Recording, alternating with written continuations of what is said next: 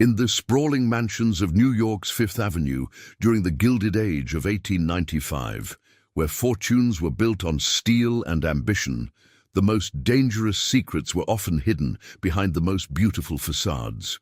When railroad magnate Harrison Blackwood found himself cornered by scandal and desperate for respectability, he made a calculated decision that would change everything.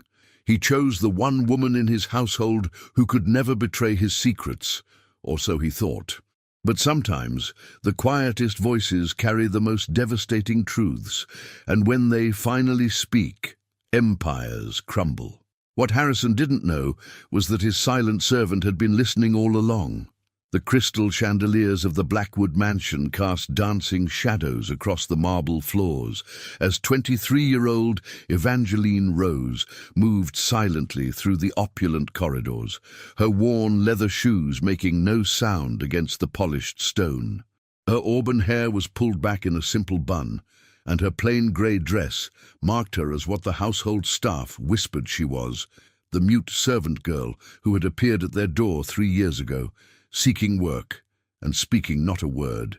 Harrison Blackwood, heir to the vast Blackwood Railroad empire, stood in his father's mahogany-panelled study, his jaw clenched as he faced the family patriarch.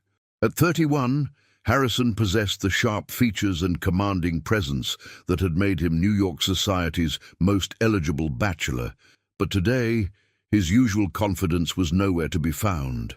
"The Pemberton scandal has reached the newspapers," his father, Cornelius Blackwood, declared, his voice cutting through the room like a blade.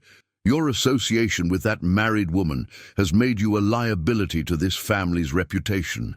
The board is questioning your judgment, and our investors are growing nervous." Harrison's hands tightened into fists at his sides. It was a momentary indiscretion, nothing more. "Nothing more?" Cornelius slammed his palm against the desk. "You were photographed leaving her hotel at dawn, Harrison. The headlines are calling you a home wrecker. We've built this empire on respectability, and you've jeopardized everything for a fleeting romance." Through the partially open door, Evangeline paused in her dusting, her green eyes fixed on the conversation unfolding within. She had learned to read lips years ago, a skill that had proven invaluable in a world where people assumed her deafness accompanied her silence. "What do you propose I do?" Harrison asked, his voice heavy with resignation. Cornelius moved to the window, gazing out at the bustling streets below. "Marriage. Immediate marriage to a woman of impeccable reputation. Someone who can restore the family name and convince our associates that you've settled into respectability." "And who exactly would agree to such an arrangement? Every suitable woman in New York has heard the gossip." A cruel smile played at Cornelius's lips. "Someone who has no choice in the matter, someone who cannot refuse or betray our family secrets." His gaze fell upon Evangeline's figure in the hallway. "Someone who cannot speak." Harrison followed his father's gaze, his eyes landing on the young woman who had served their household with quiet efficiency for 3 years. Evangeline was beautiful in an understated way, with delicate features and a grace that spoke of better breeding than her current circumstances suggested. More importantly, she was utterly dependent on their charity and completely unable to expose any family secrets. "You cannot be serious," Harrison said, though his voice lacked conviction. "She's young, presentable, and most crucially silent. A marriage of convenience that serves our purposes perfectly. She'll be grateful for the elevation in status, and society will see it as an act of noble charity. A wealthy man rescuing a disadvantaged woman." Evangeline's heart raced as she processed their words. She had always known that her position in the household was precarious, but she had never imagined becoming a pawn in their schemes. Her fingers trembled as she continued her work, careful not to reveal that she understood every word. "The girl has no family, no connections," Cornelius continued. "She appeared here seeking work with nothing but the clothes on her back. She's perfect for our needs." Harrison studied Evangeline's profile, noting the way the afternoon light caught the copper highlights in her hair. "What if she refuses? Where would she go? What options does a mute servant have in this world? We'll present it as an opportunity, not a demand. She'll accept because she has no alternative. That evening, as Evangeline prepared the dining room for the family's dinner, Harrison approached her with measured steps. She looked up from arranging the silver, her green eyes meeting his with a mixture of wariness and curiosity. "Evangeline," he began, his voice gentler than she had ever heard it, "I have a proposition that could change your circumstances considerably." She tilted her head, encouraging him to continue while her heart hammered against her ribs. "My family requires that I marry quickly to restore our reputation after some unfortunate publicity. I'm prepared to offer you a marriage of convenience, a business arrangement that would provide you with security and status in exchange for your discretion and cooperation." Evangeline's eyes widened, but she remained silent, her hands stilling on the silverware. "You would want for nothing," Harrison continued. "Fine clothes, your own quarters, respect from society. All I ask is that you play the role of a devoted wife in public. In private, we would maintain separate lives." The weight of his words settled over her like a heavy cloak. She understood that this was not truly a choice, but a beautifully wrapped command. Her survival depended on the Blackwood family's goodwill, and refusing would mean destitution. Slowly, she nodded her acceptance, sealing a bargain that would change both their lives forever. But as Harrison smiled with satisfaction and walked away, Evangeline's reflection in the polished silver revealed something he had failed to notice. The sharp intelligence in her eyes and the slight curve of her lips that suggested she knew far more about the Blackwood family's secrets than anyone suspected. What would happen when the wedding bells rang and New York society gathered to witness this unusual union? The grand ballroom of the Blackwood mansion had been transformed into a vision of Gilded Age splendor for what New York society was calling the wedding of the season. Crystal chandeliers cast warm light over arrangements of white roses and gold ribbon, while the city's most influential families gathered in their finest attire. The December air outside was crisp with winter's bite, but inside, the atmosphere buzzed with curiosity and barely concealed gossip. Evangeline stood before the ornate mirror in what had once been a servant's quarters, now hastily converted into a bridal suite. The ivory silk gown that had been commissioned for her fit perfectly, its high neckline and long sleeves modest yet elegant. Pearl buttons ran down the back, and delicate lace adorned the cuffs and hem. Her auburn hair had been styled into an elaborate updo, with small white flowers woven throughout. Mrs. Whitmore, the head housekeeper, fussed around her with pins and powder. "You look like a proper lady, dear," she whispered, though her eyes held a mixture of sympathy and concern. "Just remember to keep your head high and smile when they look at you."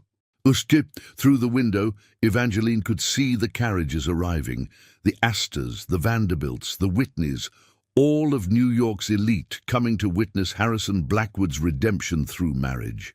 She had spent the past 2 weeks learning to navigate in fine clothing, practicing her posture and the subtle gestures expected of a society wife. But beneath her composed exterior, her mind raced with the conversations she had overheard, the secrets she had gathered during her 3 years of invisible service. Downstairs, Harrison adjusted his white tie for the 3rd time, his reflection in the hallway mirror showing a man who appeared confident but whose eyes betrayed his unease. His best man, Theodore Ashford, clapped him on the shoulder. "Nervous about marrying a servant girl?" Theodore asked with a smirk. "The whole city's talking about your charitable gesture, though some are calling it desperation." "It's a practical arrangement," Harrison replied curtly. "She's grateful for the opportunity, and I need a wife who won't interfere with my affairs." What Harrison didn't notice was the figure of Charlotte Pemberton, his former lover's younger sister, standing near the staircase, her blue eyes glittering with malice. Charlotte had been devastated when Harrison's scandal with her married sister had ended their own secret courtship. Now, dressed in a stunning emerald gown that complemented her blonde hair, She watched the proceedings with the calculating gaze of someone planning revenge. The ceremony began promptly at 4 o'clock. Reverend Matthews, a distinguished man with silver hair and kind eyes, stood before the assembled guests as Harrison took his place at the altar. The string quartet played Mendelssohn's Wedding March as all eyes turned toward the grand staircase.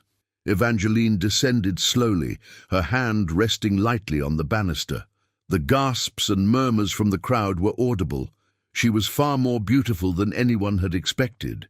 Her transformation from servant to bride was so complete that several guests questioned whether this was truly the same woman who had served them tea just weeks before. Harrison watched her approach with genuine surprise. In the elegant gown, with her hair styled and her posture refined, Evangeline looked every inch the society bride. For a moment he almost forgot this was merely a business transaction. As she reached the altar, Evangeline's eyes met his briefly before focusing on Reverend Matthews. The ceremony proceeded with traditional vows, Harrison's voice strong and clear, while Evangeline nodded her responses. Her silence explained to the guests as a result of her condition. "Do you, Harrison Cornelius Blackwood, take this woman to be your lawfully wedded wife, to have and to hold in sickness and in health, for richer or poorer, for better or worse, till death do you part?" "I do," Harrison replied, slipping a diamond ring onto Evangeline's finger. "And do you, Evangeline Rose, take this man to be your lawfully wedded husband, to have and to hold, in sickness and in health, for richer or poorer, for better or worse, till death do you part?" Evangeline nodded solemnly, her green eyes never leaving the Reverend's face. "By the power vested in me by the state of New York, I now pronounce you husband and wife. You may kiss the bride." Harrison leaned forward and placed a chaste kiss on Evangeline's lips, the contact brief but witnessed by all. The crowd erupted in polite applause as the newlyweds turned to face their guests. The reception that followed was a lavish affair. Tables groaned under the weight of delicacies: oysters from Long Island, roasted duck with cherry sauce, champagne that sparkled like liquid gold. The Blackwood family spared no expense in demonstrating their continued prosperity and social standing. Evangeline moved through the crowd on Harrison's arm, nodding graciously as guests offered their congratulations. She had studied the guest list carefully, memorizing names and faces, understanding the complex web of relationships that governed New York society.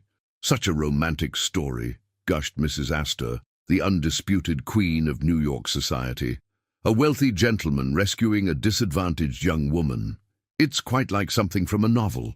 Harrison smiled charmingly. "Evangeline has brought such peace to my life. Sometimes the heart chooses in the most unexpected ways." But as the evening progressed, Charlotte Pemberton began to execute her plan. She moved through the crowd like a serpent, whispering carefully chosen words to influential guests. "Of course it's admirable that Harrison married her," she said to Mrs. Whitney, her voice carrying just far enough, "though one does wonder about the timing. So soon after his scandal with my poor sister." To another group she added, "I heard she was found wandering the streets with no memory of her past. Who knows what sort of background she really comes from?" The whispers began to spread like wildfire through the ballroom. Guests who had been charmed by the romantic narrative began to question the true motives behind the marriage. Was this really love, or was Harrison Blackwood so desperate to restore his reputation that he would marry anyone? The moment of truth came during the traditional wedding toast. Cornelius Blackwood stood, raising his crystal champagne flute, his voice carrying across the suddenly quiet ballroom. "Ladies and gentlemen, we gather tonight to celebrate not just a marriage, but a testament to the power of love to overcome all obstacles. My son Harrison has chosen a bride who may not speak with words, but whose character speaks volumes." The crowd murmured approval, but Charlotte seized her moment. Rising from her table, her voice clear and carrying, she called out, "How fortunate that she cannot speak to contradict the stories told about her past." A hush fell over the ballroom. All eyes turned to Charlotte, then to Harrison and Evangeline. The tension was palpable as Charlotte continued, her words dripping with false sweetness. "I mean no offense, of course. It's just that in my experience, the most interesting people always have the most fascinating secrets. Don't you agree, Mrs. Blackwood?" All eyes turned to Evangeline, who stood perfectly still beside her new husband. The silence stretched uncomfortably as the guests waited for some response, some acknowledgement of Charlotte's veiled challenge. Harrison's jaw tightened as he realized Charlotte's game. "My wife's past is her own business," he said firmly. "What matters is our future together." But Charlotte wasn't finished. "Oh, but surely she can at least nod to acknowledge such a lovely sentiment, or perhaps she's overwhelmed by all the attention." The crowd began to shift uncomfortably. Some guests exchanged glances, sensing the undercurrent of malice in Charlotte's words. Others leaned forward, curious to see how this drama would unfold. Evangeline felt the weight of every gaze in the room. She understood that this moment would define not just her marriage, but her entire future in New York society. Charlotte's challenge was clear: respond and risk exposure, or remain silent and appear weak. For 3 years, she had perfected the art of invisibility, of being present but unnoticed. Now standing in the center of the most important ballroom in New York, wearing a wedding dress that cost more than most people earned in a year, she realized that her days of hiding were over. Slowly, deliberately, Evangeline turned to face Charlotte Pemberton. Her green eyes met the blonde woman's blue ones with a steady gaze that held no fear, no submission. Instead, there was something else, a quiet confidence that made several guests lean forward with interest. Then, to the shock of everyone present, Evangeline smiled. Not the demure, grateful smile of a rescued servant, but the knowing smile of a woman who held cards no one suspected she possessed. The silence in the ballroom became deafening as guests realized they were witnessing something unprecedented. Harrison stared at his new wife with growing unease, suddenly aware that he might have underestimated the woman he had just married. What secret lay behind Evangeline's enigmatic smile, and how would it change everything the Blackwood family thought they knew about their carefully orchestrated plan? The morning after the wedding dawned grey and cold, with frost coating the windows of the Blackwood mansion like delicate lace. Evangeline sat in what was now her private sitting room, a space that had been hastily redecorated to befit her new status as Mrs. Harrison Blackwood. The room was elegant but impersonal, cream silk wallpaper, mahogany furniture, and oil paintings of pastoral scenes that meant nothing to her.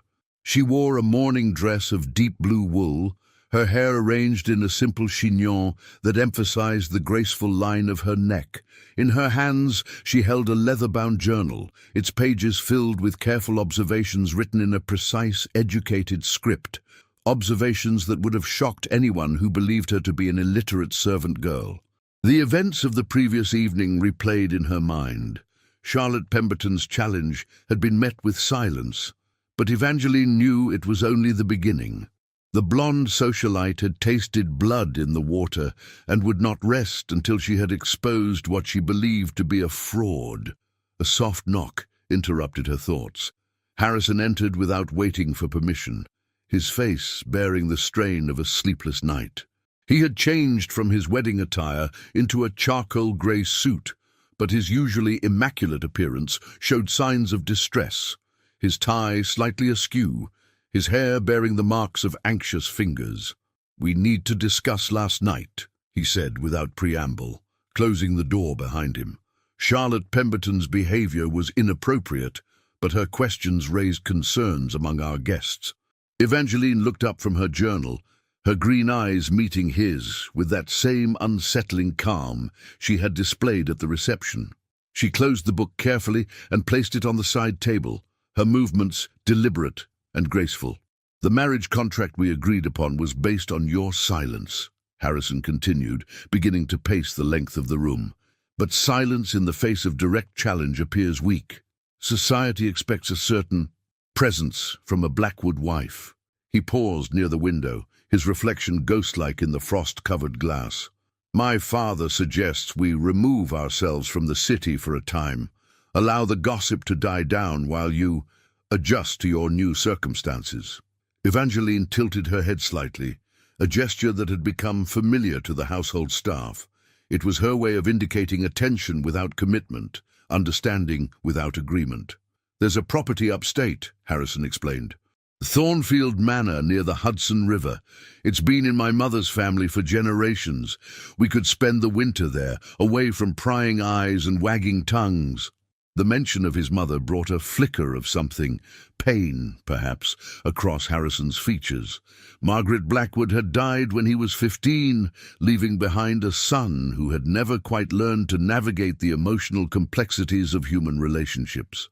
You would have freedom there, he added, his voice softening slightly. Space to be yourself, whatever that means. Evangeline rose from her chair with fluid grace, moving to a small writing desk near the window. She withdrew a piece of cream-colored stationery and a fountain pen, writing a few lines in her careful script before handing the paper to Harrison. I understand your concerns about last evening. A change of scenery would be welcome.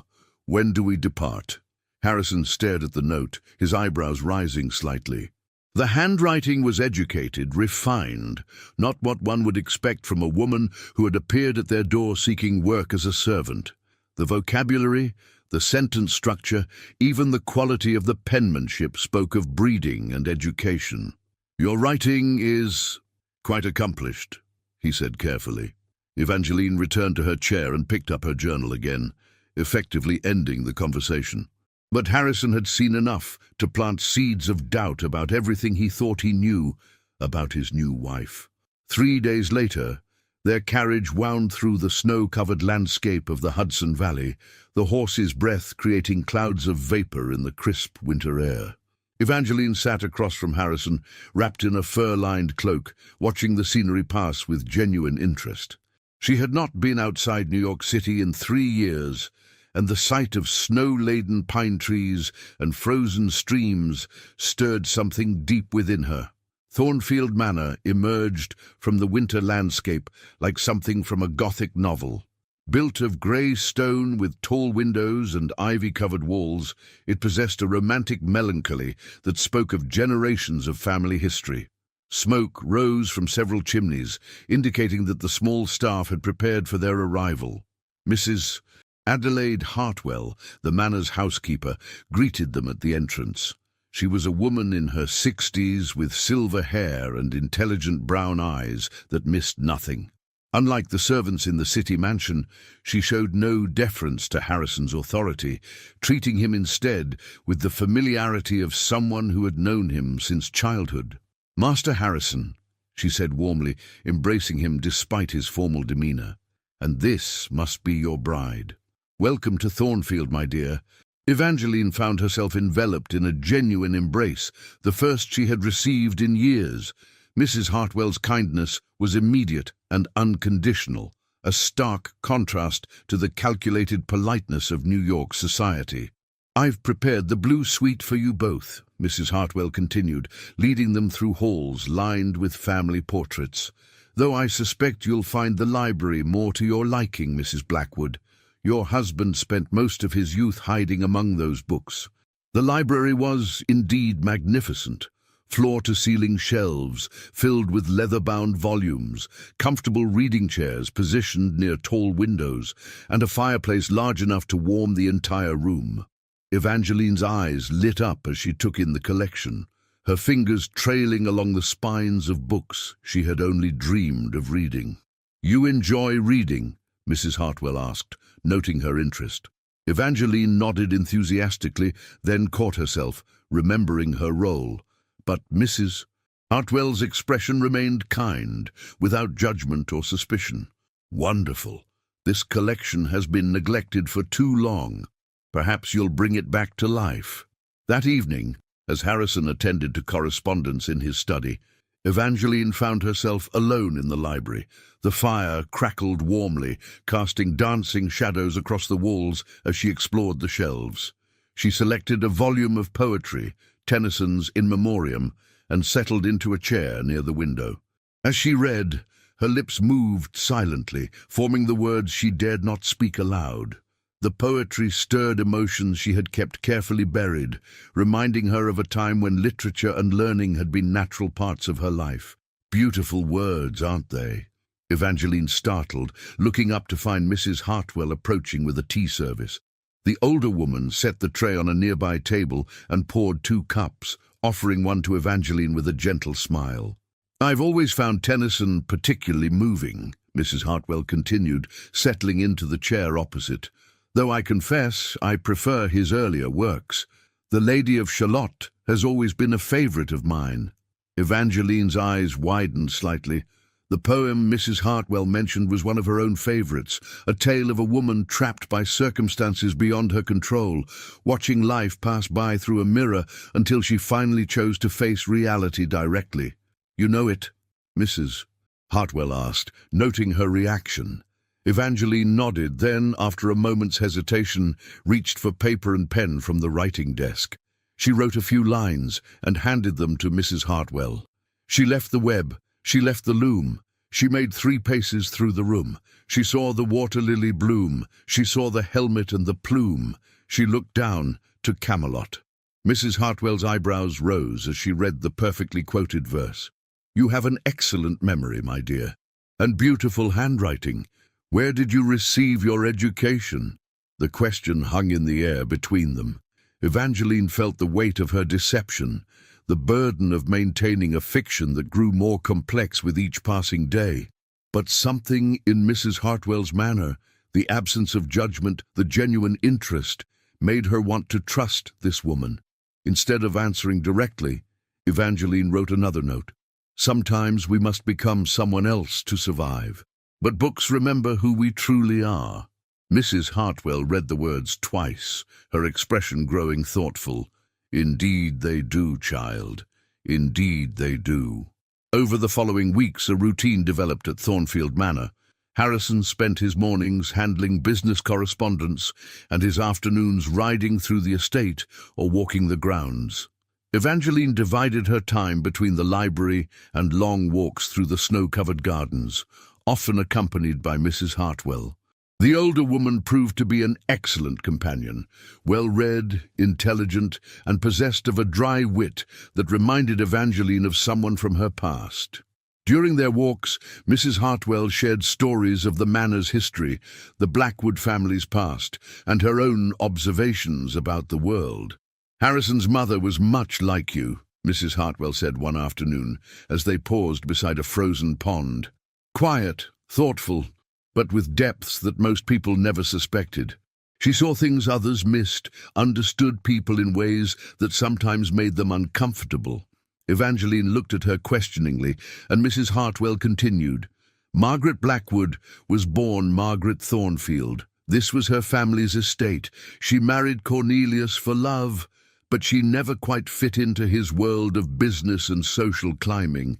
She preferred books to ballrooms, gardens to grand receptions." They walked on in comfortable silence until Mrs. Hartwell spoke again.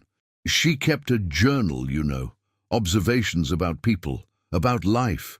I've often wondered what became of it after she died." That evening, Evangeline sat in the library with her own journal open before her. The pages contained 3 years' worth of careful observations, conversations overheard, secrets discovered, the complex web of relationships and rivalries that governed the Blackwood household.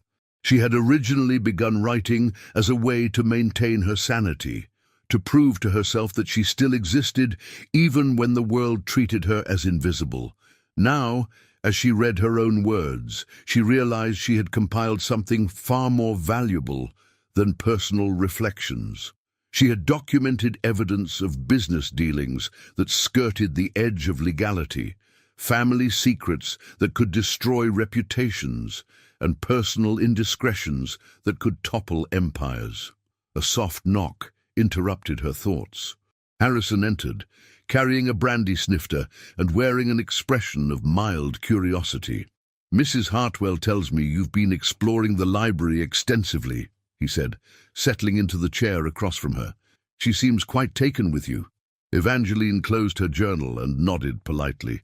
"She also mentioned that you seem familiar with literature, more familiar than one might expect." The statement hung between them like a challenge. Evangeline met his gaze steadily, neither confirming nor denying his observation. Harrison leaned forward slightly. "Who are you really, Evangeline? Because I'm beginning to suspect that the woman who appeared at our door 3 years ago is not quite what she seemed." For a long moment they stared at each other across the firelit room. Evangeline could feel the weight of decision pressing upon her. She could continue the charade, maintain her silence, and remain safely invisible. Or she could begin to reveal the truth and risk everything she had carefully built. Finally, she reached for her pen and wrote a single line. "Who any of us really are depends entirely on who is asking and why." Harrison read the words twice, his expression growing more intrigued. "That's not an answer." Evangeline wrote again, "It's the only answer that matters." As Harrison studied her words, Evangeline made a decision that would change the course of both their lives. She opened her journal to a specific page and turned it toward him, revealing a detailed account of a conversation between Cornelius Blackwood and a railroad commissioner, a conversation that had taken place in the study while she dusted nearby, a conversation that involved bribes and illegal land acquisitions. Harrison's face went pale as he read. When he looked up, his eyes held a mixture of shock, fear, and something that might have been respect. "How long have you been documenting our family's business?" he asked quietly. Evangeline wrote her response carefully. "Long enough to understand that silence can be the most powerful weapon of all." The fire crackled in the silence that followed, and both of them understood that their marriage of convenience had just become something far more complex and dangerous. What would Harrison do with the knowledge that his mute wife had been listening all along? And how would this revelation change the balance of power between them? Spring arrived at Thornfield Manor with a burst of color that seemed to mirror the transformation taking place within its walls. The gardens bloomed with daffodils and tulips, while cherry trees scattered pink petals across the gravel paths like confetti. Evangeline stood at the library window, watching the groundskeeper tend to the rose beds, her reflection showing a woman who had changed dramatically over the winter months. Gone was the timid servant girl who had nodded her way through a society wedding. In her place stood someone who carried herself with quiet confidence, her auburn hair styled in a more sophisticated manner, her clothing, a tailored dress of emerald green silk, speaking of refined taste rather than grateful acceptance of charity. The journal that had once been her secret companion now lay open on the desk behind her, its pages having become the foundation of an entirely new relationship with her husband. Over the past 3 months, Harrison had read every entry, his understanding of both his family's business practices and his wife's intelligence growing with each revelation. "The carriage is ready," Harrison announced from the doorway, his own appearance reflecting the changes that had occurred during their time away from the city. The strain that had marked his features on their wedding day had been replaced by something sharper, more focused. He wore a navy blue suit that emphasized his tall frame, and his dark hair was styled in the latest fashion. Evangeline turned from the window, her green eyes meeting his with an understanding that had developed through months of careful communication. She had continued to maintain her silence, but their conversations through written notes had evolved into complex discussions about business, literature, and the intricate politics of New York society.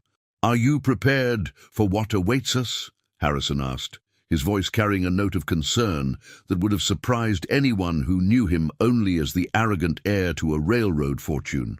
Evangeline moved to the writing desk and penned a quick response. "I have been preparing for this moment for 3 years. The question is whether New York society is prepared for what I have become." Harrison read her words and smiled, a genuine expression that transformed his usually stern features. "Mrs. Hartwell was right about you. You do have depths that most people never suspect. Their return to New York coincided with the spring social season, and the timing was deliberate. The Astors were hosting their annual charity gala to benefit the city's orphanages, an event that would draw every important family in New York society.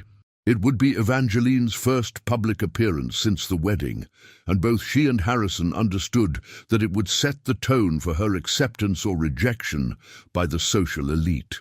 The Blackwood mansion had been thoroughly cleaned and redecorated during their absence, with fresh flowers in every room and new artwork adorning the walls. But the most significant change was in the household staff's treatment of Evangeline. Where once they had viewed her as an elevated servant, they now approached her with the genuine respect due to the lady of the house. "Welcome home, Mrs. Blackwood," Mrs. Whitmore said as they entered the foyer. "Your correspondence has been sorted and placed in your sitting room, and your dressmaker has sent several new gowns for your approval." Evangeline nodded graciously, then surprised everyone by moving to the writing desk in the hallway and composing a note, which she handed to Mrs. Whitmore. "Thank you for maintaining the household so beautifully in our absence. Please arrange for tea to be served in the library at 4 o'clock. I would like to meet with the senior staff to discuss any changes that may be needed." Mrs. Whitmore read the note with growing amazement. The handwriting was elegant, the language formal but warm, and the content showed a level of household management sophistication that spoke of extensive training in domestic administration. "Of course, ma'am," Mrs. Whitmore replied, her tone reflecting a new level of respect. "Shall I inform your father-in-law of your return?" Harrison answered before Evangeline could write a response. "We'll call on him tomorrow. Tonight, we prepare for the Astor Gala." That evening, Evangeline stood before her dressing room mirror as her lady's maid, a new addition to the household staff, helped her into a gown that would have been impossible to imagine 6 months earlier. The dress was a masterpiece of Worth couture, crafted from midnight blue silk that seemed to capture and reflect light with every movement. The bodice was fitted with intricate beadwork that caught the gaslight like stars, while the skirt fell in elegant lines that emphasized her graceful figure. Her auburn hair had been arranged in an elaborate style that showcased a diamond necklace, a wedding gift from Harrison that she was wearing for the first time. Matching earrings completed the ensemble, and when she turned to view herself from different angles, the transformation was complete. She was no longer Evangeline Rose, the mysterious servant girl. She was Mrs. Harrison Blackwood, and she looked every inch the part. Harrison waited for her in the foyer, and when she descended the grand staircase, his expression showed genuine admiration. "You look magnificent," he said, offering his arm. "Are you ready to remind New York society why they should never underestimate a Blackwood?" The Astor mansion blazed with light as their carriage approached, the sound of music and laughter spilling out into the spring evening. Carriages lined the street, depositing elegantly dressed guests who moved up the red-carpeted steps like participants in an elaborate theatrical production. "Remember," Harrison murmured, as they waited their turn to alight, "you are not the same woman who attended our wedding reception. You are my wife, my equal, and my partner. Let them see that." Evangeline squeezed his arm gently, her touch conveying understanding and determination. Their entrance into the Astor ballroom created exactly the stir they had anticipated. Conversations paused as heads turned to observe the couple who had provided so much gossip fodder throughout the winter. But instead of the awkward, grateful servant girl they expected to see, society found themselves facing a woman who commanded attention through sheer presence. "Harrison, how wonderful to see you back in the city," called Theodore Ashford, approaching with his usual jovial manner. But his eyes were fixed on Evangeline, clearly struggling to reconcile this elegant woman with his memories of the wedding. "Theodore," Harrison replied warmly, "allow me to reintroduce my wife, Evangeline." Evangeline inclined her head graciously, her smile warm but reserved. She had learned to use her silence as a tool, allowing others to fill the conversational space while she observed and assessed. "Mrs. Blackwood," Theodore said, bowing slightly. You look radiant. The country air clearly agreed with you. Before Evangeline could respond with a nod, a familiar voice cut through the pleasantries like a blade. How charming to see the happy couple again. Charlotte Pemberton approached with the predatory grace of a hunting cat, her blonde hair perfectly coiffed and her rose-colored gown designed to emphasize her considerable beauty. But there was something harder in her expression now, a determination that spoke of months spent planning this moment. "Charlotte," Harrison acknowledged coolly, "I trust you've been well." "Quite well, thank you. Though I confess, I've been curious about your wife's recovery. I heard rumors that she's been making remarkable progress with her condition."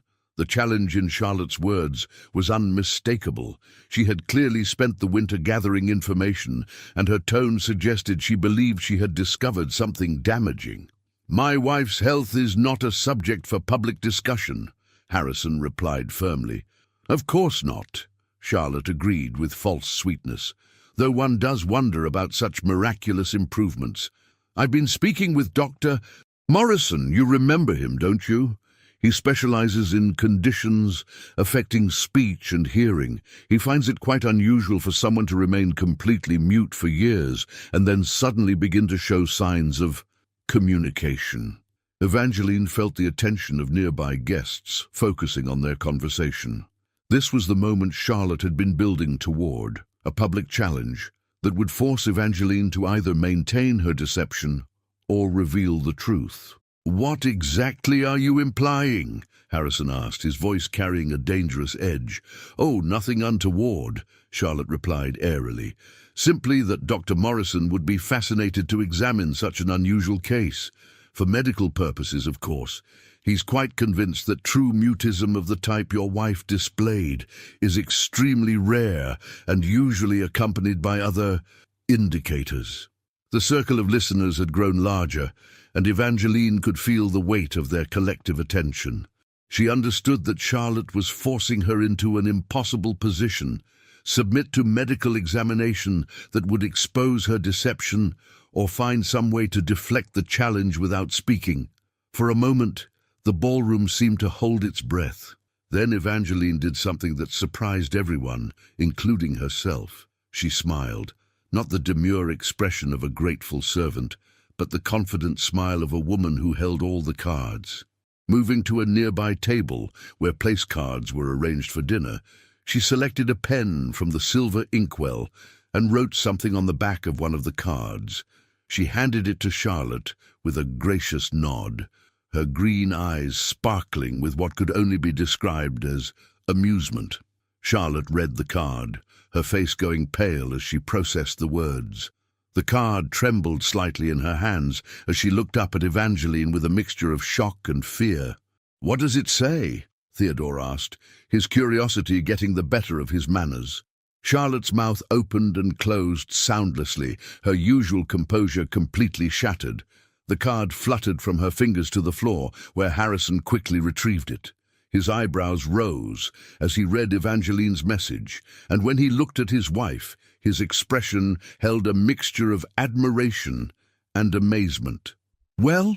demanded Mrs. Whitney, who had been drawn into the circle by the drama. "What did she write?" Harrison looked at Charlotte, whose face had gone from pale to flushed with embarrassment. "I think," he said carefully, "that my wife has made her position quite clear. Charlotte, perhaps you'd like to withdraw your suggestion about medical examination?" Charlotte nodded mutely, her earlier confidence completely evaporated. She mumbled an excuse about needing air and fled toward the terrace, leaving behind a crowd of confused and intensely curious onlookers. "Harrison," Mrs. Astor herself approached, her tone carrying the authority of New York's social queen. "I trust there's no unpleasantness occurring at my charity gala." "None whatsoever," Harrison replied smoothly. "Miss Pemberton was simply expressing concern for my wife's well-being," and Evangeline responded with her characteristic grace. Mrs. Astor's sharp eyes moved between Harrison and Evangeline, clearly sensing undercurrents she didn't fully understand. "Your wife continues to intrigue society, Harrison," Perhaps she would honor us with her presence at my literary salon next week. I understand she has developed quite an appreciation for books during your time in the country." Evangeline inclined her head graciously, accepting the invitation with a dignity that impressed even Mrs. Astor. As the evening progressed, word of the confrontation with Charlotte spread through the ballroom like wildfire. But instead of damaging Evangeline's reputation, the incident seemed to enhance her mystique. Guests who had previously dismissed her as a charity case now approached with genuine curiosity and respect. "Your wife handled that beautifully," Theodore commented to Harrison as they watched Evangeline conversing through written notes with a group of society matrons. Whatever she wrote to Charlotte certainly put an end to that line of inquiry. Harrison smiled, fingering the card that remained in his pocket. Evangeline's message had been simple but devastating. "I know about your debts to the gambling houses on Bleecker Street. Shall we discuss medical examinations, or would you prefer to discuss your need for discretion?" The revelation that his quiet wife had somehow acquired such specific and damaging information about Charlotte Pemberton was both thrilling and terrifying. It confirmed what he had begun to suspect during their months at Thornfield, that Evangeline was far more than she appeared, and that her years of silence had been spent gathering intelligence that could reshape the balance of power in New York society.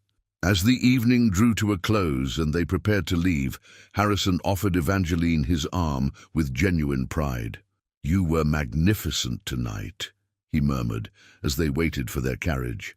"Though I confess, I'm beginning to wonder what other secrets you've been keeping." Evangeline looked up at him with that enigmatic smile that had become her trademark, then withdrew a small card from her reticule and handed it to him. "The most interesting secrets are the ones people keep from themselves. Tomorrow, we visit your father.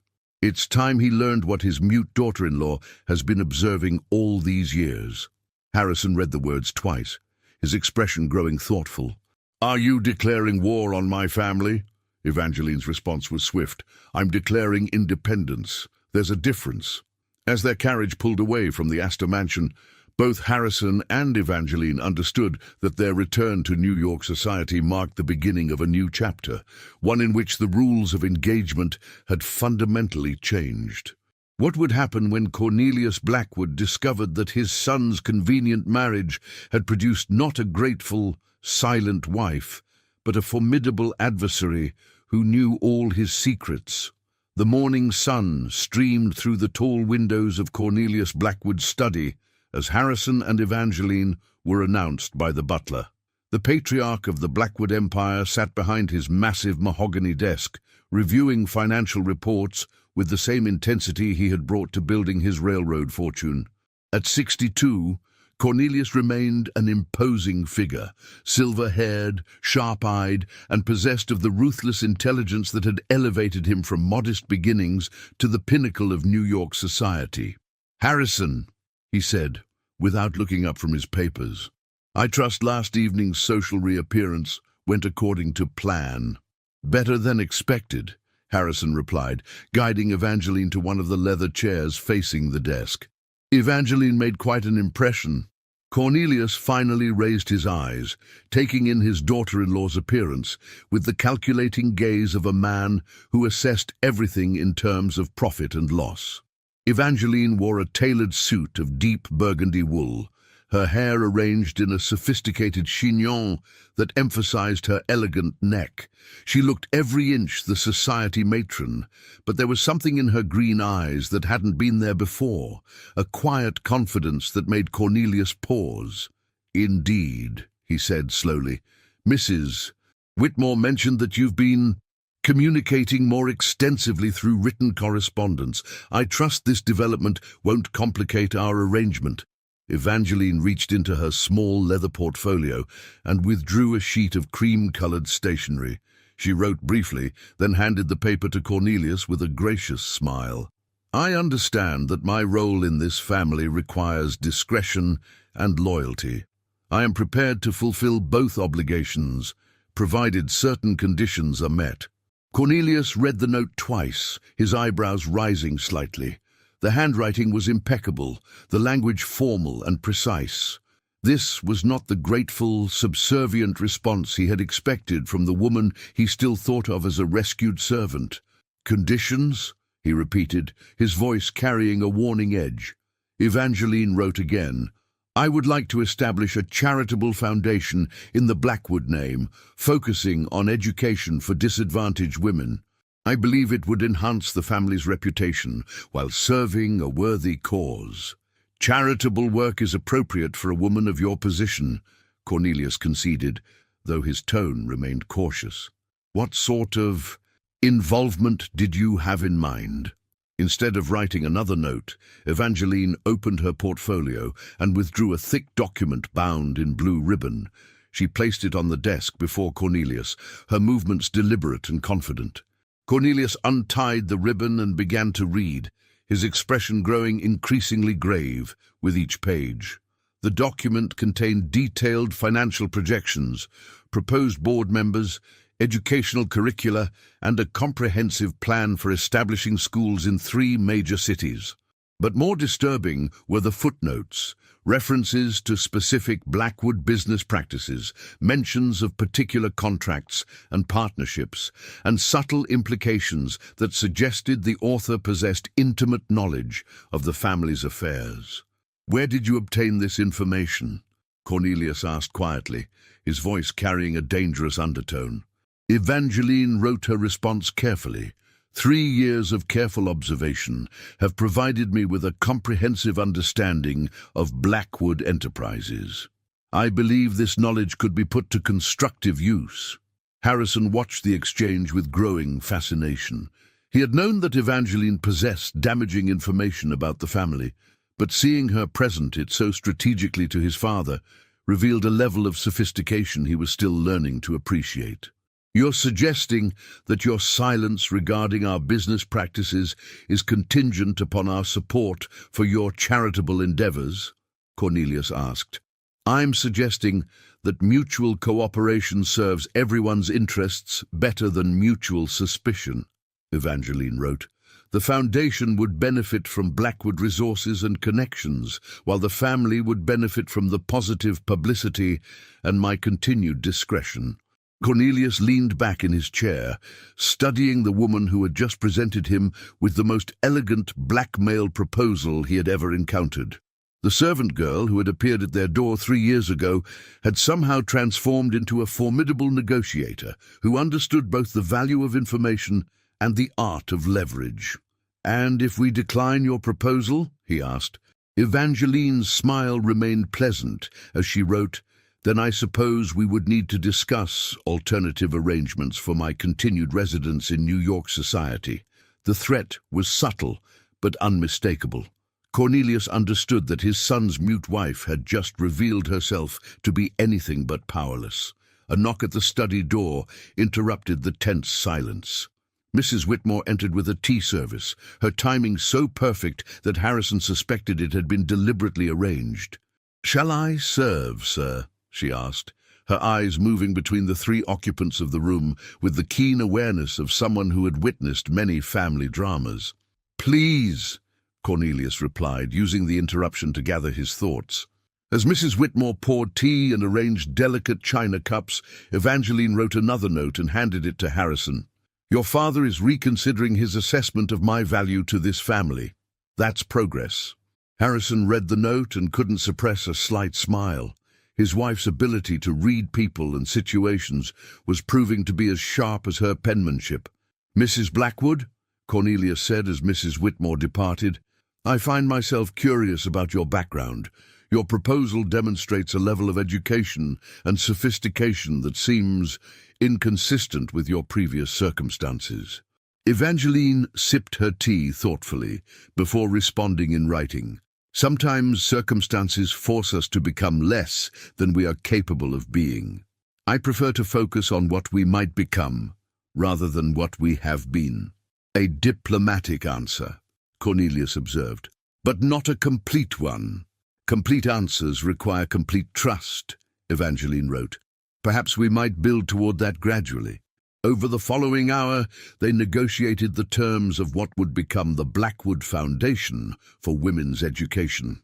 Evangeline's proposals were detailed and practical, demonstrating not only her understanding of charitable work, but also her grasp of public relations and social positioning. By the time they concluded their discussion, Cornelius had agreed to provide initial funding of $50,000 and the use of Blackwood connections to establish the Foundation's board of directors. "You drive a hard bargain, my dear," Cornelius said as they prepared to leave. "I begin to understand why Harrison was so taken with you." Evangeline wrote one final note. "I prefer to think of it as finding common ground. The Foundation will benefit everyone involved." As they departed the study, Harrison offered Evangeline his arm with genuine admiration. "That was masterfully done," he murmured as they walked toward their carriage, "though I suspect my father is now questioning everything he thought he knew about our marriage." "Good," Evangeline wrote on a small card. "Predictability is the enemy of respect." Their next stop was the offices of Hartwell and Associates, the law firm that had handled Blackwood family affairs for 2 generations. James Hartwell, Mrs. Adelaide Hartwell's nephew and a Harvard-educated attorney, had been expecting their visit. "Harrison, Mrs. Blackwood." He greeted them warmly as they entered his mahogany-paneled office. "My aunt speaks of you both with great fondness. I understand you wish to establish a charitable foundation." What followed was a detailed legal discussion about incorporation, tax implications, and governance structures. Evangeline participated fully through written communication, her questions revealing a sophisticated understanding of legal and financial matters that impressed even the experienced attorney. "Your wife has an excellent grasp of corporate law," James commented to Harrison during a brief recess. "Has she studied these matters formally?" "Evangeline has many talents that continue to surprise me," Harrison replied diplomatically. When they returned to the main discussion, Evangeline presented James with another document, a detailed analysis of existing charitable organizations, their strengths and weaknesses, and recommendations for avoiding common pitfalls in foundation management. "This is remarkably thorough," James said as he reviewed her work. "You've clearly researched this extensively." Evangeline wrote, "I believe in being prepared. The Foundation's success will depend on careful planning and execution." By the end of the afternoon, the legal framework for the Blackwood Foundation had been established, with Evangeline designated as its founding director and Harrison as chairman of the board. The arrangement would give her significant autonomy while maintaining the family's oversight and control. As they returned home, Harrison reflected on the day's events. "You've accomplished more in one afternoon than most people manage in months," he said. "The foundation, the negotiation with my father, the legal arrangements, it's all been handled with remarkable efficiency." Evangeline wrote, "I've had 3 years to plan this. Today was simply the execution of a carefully considered strategy." "And what's the next phase of your strategy?" Harrison asked. "Integration," she wrote. "I need to establish myself as a legitimate member of New York society, not just as your wife, but as an individual with her own interests and capabilities." That evening, as they dressed for dinner at the Union Club, Harrison's exclusive gentlemen's organization that had recently begun allowing wives to attend certain social functions, Evangeline stood before her mirror with a sense of satisfaction she hadn't felt in years. The woman reflected back at her bore little resemblance to the desperate girl who had appeared at the Blackwood mansion 3 years earlier. Her burgundy silk evening gown was perfectly tailored, her jewelry tasteful but expensive, and her bearing confident without being arrogant. She had successfully navigated the treacherous waters of New York society and emerged not just as a survivor, but as a player in her own right. A soft knock interrupted her thoughts. Harrison entered, resplendent in his evening wear, carrying a small velvet box. "I have something for you," he said, opening the box to reveal a stunning emerald brooch surrounded by diamonds. "It belonged to my mother. I thought you might like to wear it tonight." Evangeline's eyes widened as she recognized the significance of the gesture. Margaret Blackwood's jewelry had been carefully preserved since her death, and Harrison's decision to share it represented a level of acceptance and respect that went far beyond their original business arrangement. She wrote quickly, "It's beautiful. Are you certain?" "I'm certain," Harrison replied, pinning the brooch to her gown with careful precision. "You've earned the right to wear it."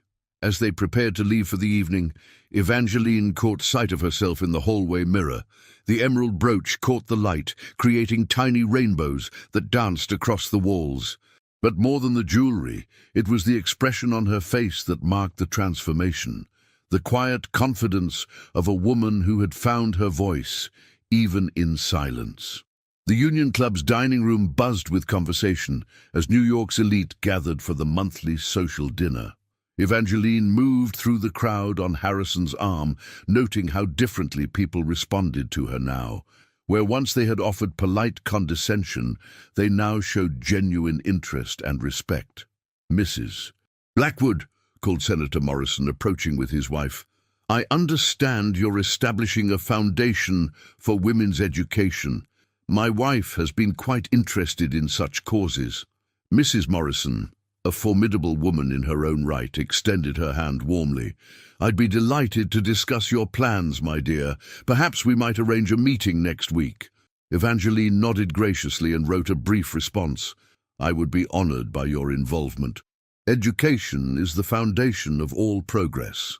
"Beautifully put," Senator Morrison said, reading over his wife's shoulder. "You know, there's been talk in Washington about federal support for educational initiatives. Your foundation might be perfectly positioned to benefit from such programs." As the evening progressed, Evangeline found herself at the center of numerous conversations about education, charity work, and social reform. Her written responses were thoughtful and well-informed, demonstrating a grasp of complex issues that impressed even the most sophisticated members of New York society. "Your wife is quite remarkable," Theodore Ashford commented to Harrison as they watched Evangeline discussing foundation plans with a group of influential women. "I confess I had my doubts about your marriage initially, but she's proven to be an exceptional addition to our social circle." Harrison smiled, watching his wife with genuine pride. "She continues to surprise me every day." "There's something I should mention," Theodore said, lowering his voice. "Charlotte Pemberton has been spreading rumors about your wife's background. Nothing specific, but she's been suggesting that there are inconsistencies in Evangeline's story." "What sort of inconsistencies?" Harrison asked, though his tone remained casual. "Questions about her education, her family background, her sudden appearance in New York. Charlotte seems convinced that your wife is not what she appears to be." Harrison considered this information carefully. "And what do you think?" Theodore glanced at Evangeline, who was currently writing detailed responses to questions about curriculum development and teacher training. "I think your wife is exactly what she appears to be. An intelligent, educated woman who has found her place in society. Whatever her past may have been, her present speaks for itself." As the evening drew to a close, Harrison and Evangeline prepared to depart. Several people approached to express their interest in supporting the foundation, and Evangeline's small notebook was filled with names and contact information. "A successful evening," Harrison observed as their carriage pulled away from the club. Evangeline wrote, "The foundation will have strong support, but Charlotte Pemberton remains a problem." "Theodore mentioned her continued interest in your background," Harrison said. "Are you concerned?" "Not concerned," Evangeline wrote, "but prepared. Charlotte's persistence may require a more definitive response." Harrison read her words with growing curiosity. "What sort of response did you have in mind?" Evangeline's smile in the dim carriage light was enigmatic as she wrote her final note of the evening. "Sometimes the best defense is a strategic offense. Charlotte has secrets of her own, and I believe it's time she learned the value of discretion." As their carriage wound through the gaslit streets of New York, both Harrison and Evangeline understood that their carefully orchestrated return to society was nearing its climax. The foundation was established, their social position was secure, and Evangeline had successfully transformed herself from a grateful charity case into a respected member of the elite. But Charlotte Pemberton's continued threats meant that one final confrontation was inevitable, a confrontation that would determine not just Evangeline's future in New York society, but the very nature of truth and power in the glittering world of the Gilded Age. What devastating revelation would finally silence Charlotte's accusations, and how would it reshape the delicate balance of secrets that govern New York's most powerful families? 6 months had passed since the establishment of the Blackwood Foundation for Women's Education, and the crisp October air of 1896 carried with it the scent of change throughout New York City. The foundation's first school had opened its doors in the Lower East Side, housed in a beautifully renovated brownstone that had once been a private mansion. Young women from immigrant families now walked through halls lined with books and scientific instruments, their voices echoing with discussions of literature, mathematics, and the expanding possibilities of their futures. Evangeline stood in the school's main classroom, watching as 23 students, ranging in age from 16 to 25, participated in a spirited debate about women's suffrage. The morning light streamed through tall windows, illuminating faces bright with intelligence and determination. These young women, many of whom had worked in factories or as domestic servants to support their families, now spent their mornings in pursuit of education that would open doors previously barred to them. Mrs. Blackwood, called Maria Santos, a 19-year-old whose family had emigrated from Italy. What do you think about Miss Anthony's argument that education must come before political rights? Evangeline moved to the blackboard and wrote her response in clear, elegant script. I believe education and political rights must advance together. An educated woman without the vote is still powerless to change unjust laws, while a woman with the vote but without education may not understand how to use that power effectively. The students nodded thoughtfully, several taking notes in the composition books the foundation provided. Evangeline had discovered that her written communication style actually enhanced her teaching effectiveness.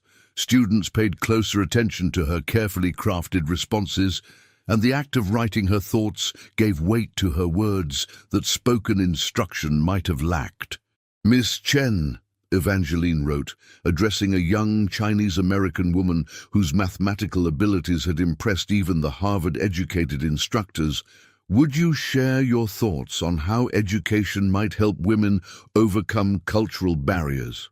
Lily Chen stood gracefully, her dark eyes bright with intelligence. In my family's culture, women are expected to be silent and obedient. But here, I'm learning that silence can be a choice rather than an obligation. When I understand mathematics and science, I can contribute to my family's business in ways that honor both my heritage and my capabilities.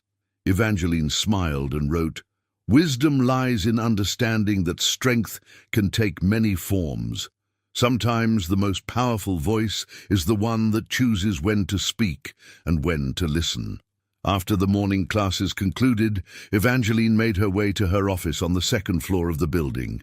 The room was elegantly appointed but practical, with a large desk positioned near windows that overlooked the bustling street below. Bookshelves lined the walls, filled with educational texts, literature, and the growing collection of reports from similar institutions across the country. Mrs. Adelaide Hartwell, who had agreed to serve as the school's administrative director, knocked softly before entering. At 68, the former Thornfield Manor housekeeper had proven to be an invaluable ally in managing both the educational programs and the complex social dynamics that surrounded the foundation's work. The morning classes went beautifully, Mrs. Hartwell observed, settling into the chair across from Evangeline's desk. Miss Chen's presentation on applied mathematics was particularly impressive. I believe she's ready for advanced placement at Barnard College. Evangeline wrote, Her family is concerned about the expense and the social implications. Perhaps we could arrange a scholarship through the foundation's connections. An excellent idea. I'll speak with James about the legal arrangements. Mrs. Hartwell paused, her expression growing more serious. There's another matter we need to discuss. Charlotte Pemberton has been making inquiries about the foundation's funding sources. Evangeline's pen stilled for a moment before she wrote, "What sort of inquiries?" "She's been asking questions about your personal involvement in the financial planning, suggesting that someone with your background couldn't possibly have developed such sophisticated funding strategies without assistance. She's still trying to prove that I'm not what I appear to be," Evangeline wrote. "What has she discovered?" "Nothing concrete, but she's been persistent. She's also been spreading rumors that the foundation is somehow connected to irregular Blackwood business practices." Evangeline set down her pen and moved to the window, gazing down at the street where her students were walking home, their arms filled with books and their faces bright with purpose. After a long moment, she returned to her desk and wrote a lengthy response. "Charlotte's persistence has become dangerous, not just to me but to the foundation and everyone it serves. These young women deserve better than to have their education threatened by one woman's vendetta. It's time to end this definitively." "What do you propose?" Mrs. Hartwell asked, though her tone suggested she suspected the answer might be dramatic. Evangeline opened her desk drawer and withdrew a thick folder bound with black ribbon. She placed it before Mrs. Hartwell, who opened it with growing amazement. The folder contained detailed documentation of Charlotte Pemberton's financial situation.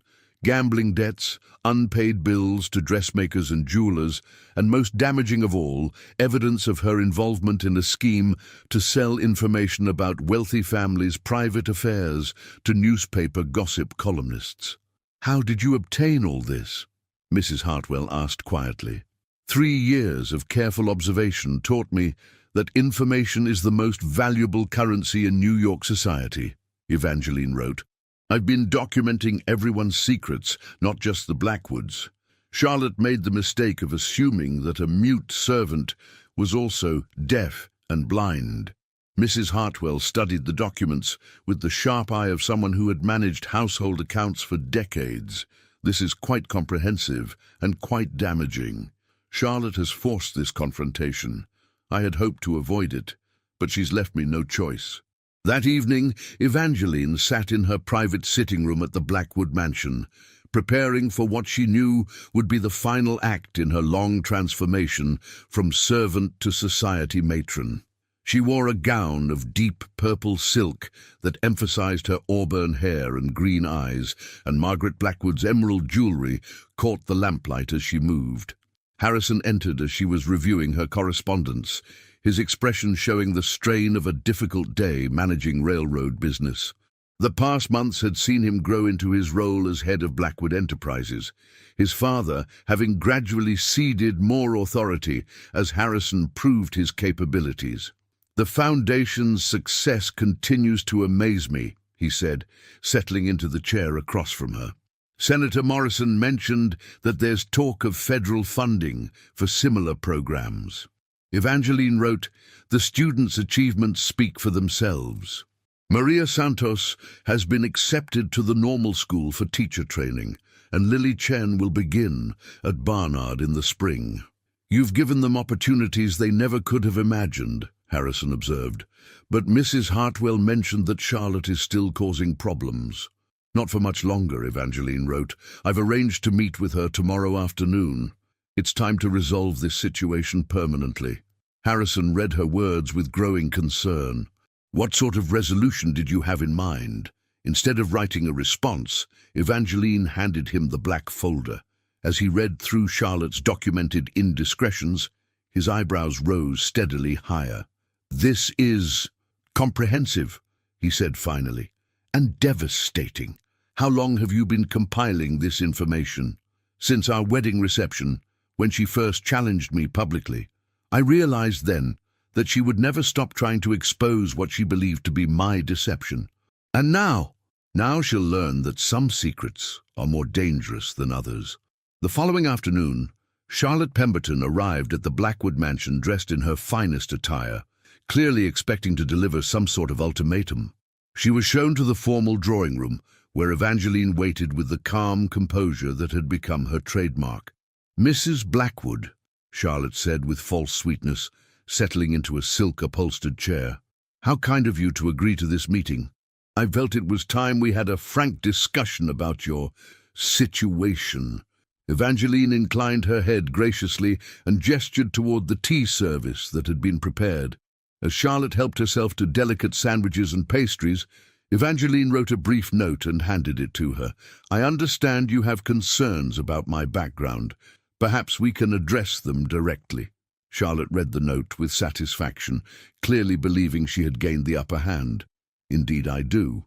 You see, I've been conducting my own investigation into your past, and I've discovered some very interesting inconsistencies."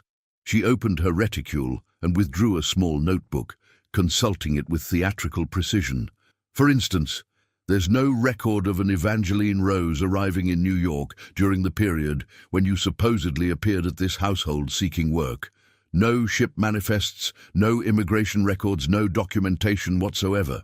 Evangeline wrote, "Record-keeping can be inconsistent, especially for people of modest circumstances." "Perhaps," Charlotte agreed, "but there are other anomalies. Your handwriting, for example, shows clear evidence of expensive education. Your knowledge of literature, your understanding of business matters, your sophisticated approach to charitable work. None of it fits with the story of a desperate servant girl. Education can be acquired in many ways," Evangeline wrote. "Books are available to anyone who seeks them."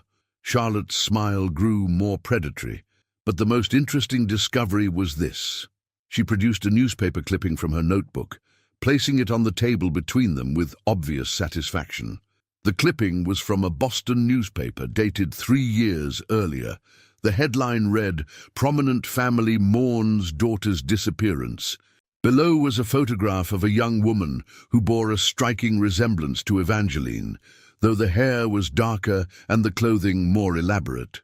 "Miss Evangeline Thornfield," Charlotte read aloud, "daughter of the late Judge Marcus Thornfield of Boston, disappeared from her family's Beacon Hill mansion 3 years ago, following a scandal involving her engagement to a prominent businessman who was later revealed to be already married." Evangeline's expression remained calm as she read the clipping, though her fingers tightened slightly on her pen. The family offered a substantial reward for information about her whereabouts, Charlotte continued. They believed she might have suffered some sort of breakdown following the public humiliation of the broken engagement. "An interesting story," Evangeline wrote. "But what does it have to do with me?" "Oh, I think you know exactly what it has to do with you," Charlotte replied triumphantly. "You're not a mute servant girl at all.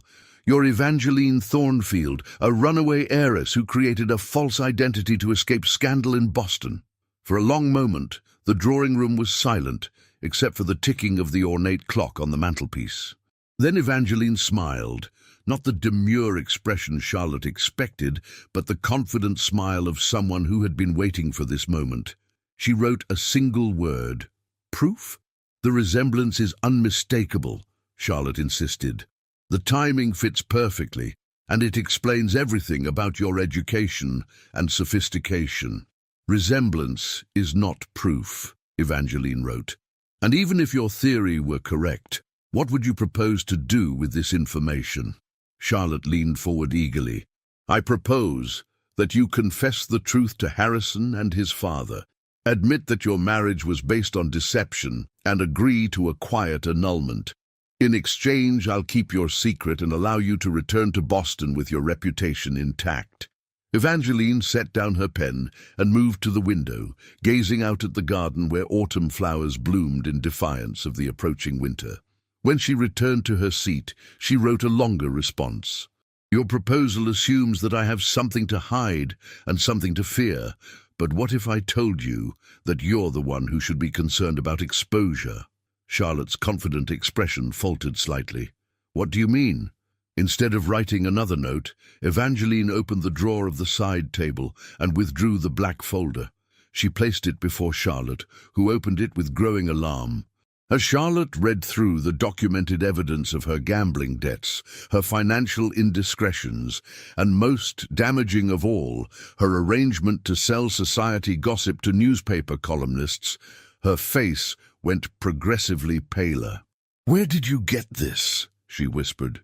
Evangeline wrote, "The same place I learned about your theory regarding my identity. Information has a way of revealing itself to those who know how to listen."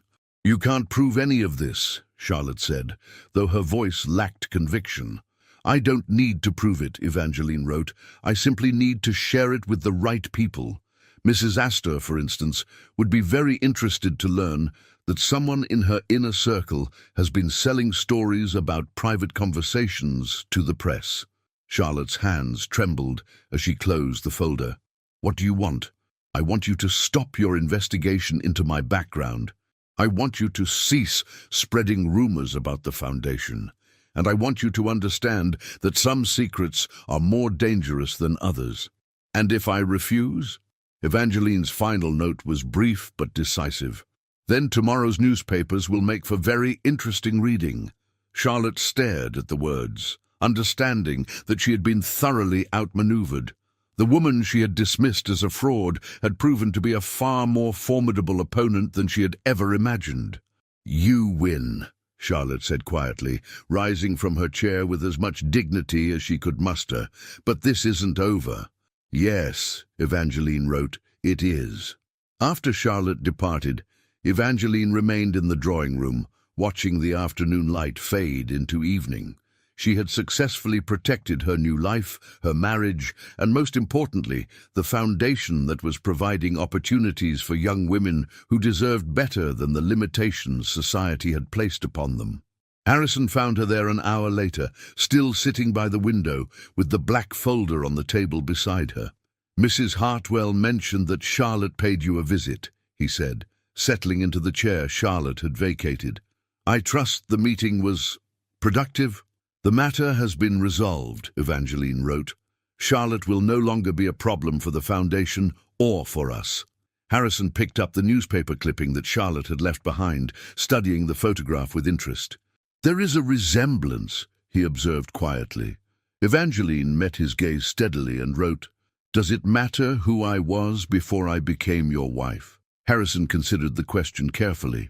"The woman I married has built a successful educational foundation, earned the respect of New York society, and proven herself to be an invaluable partner in both business and life.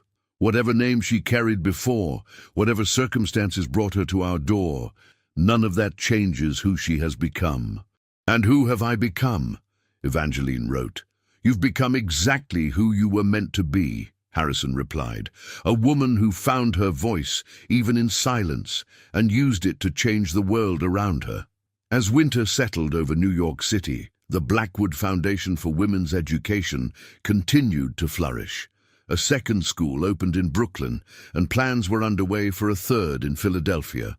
Evangeline's reputation as an educational reformer had spread beyond New York, with invitations arriving from women's organizations across the country.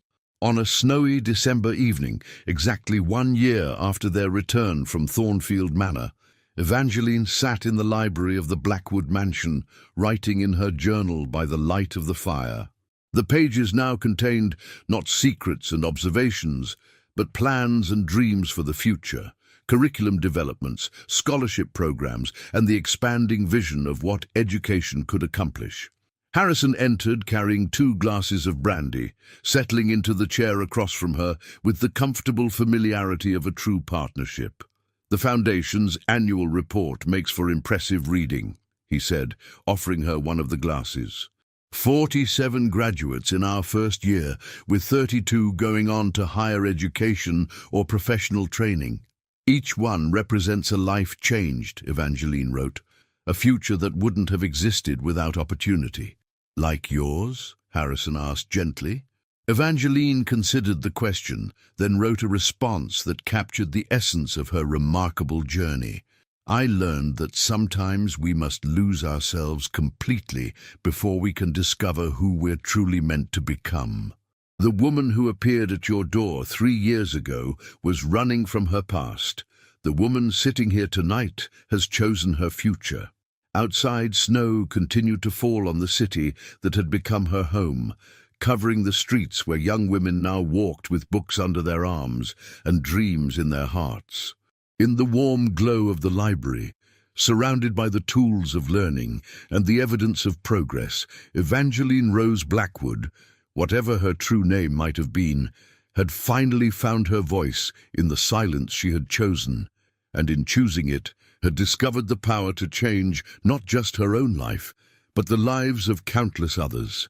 The mute servant who had once been invisible had become a woman whose influence would be felt for generations to come, proving that sometimes the most profound transformations begin not with words, but with the courage to remain silent until the moment comes to speak, or in her case to write, the truth that changes everything.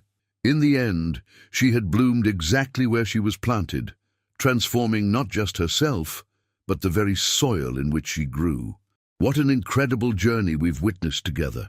From a desperate young woman seeking refuge to a powerful force for change in Gilded Age New York, Evangeline's story reminds us that our past doesn't define our future. Our choices do. If this tale of transformation, resilience, and the power of education moved you, I'd love to hear your thoughts in the comments below. What moment in Evangeline's journey resonated most with you? Do you believe she was truly Evangeline Thornfield or someone else entirely? Don't forget to subscribe for more captivating historical dramas that explore the untold stories of remarkable women who changed the world through courage, intelligence, and determination. Hit that notification bell so you never miss a story that might just inspire your own transformation. And remember, sometimes the most powerful voice is the one that chooses exactly when and how to speak. What will your voice say when your moment comes?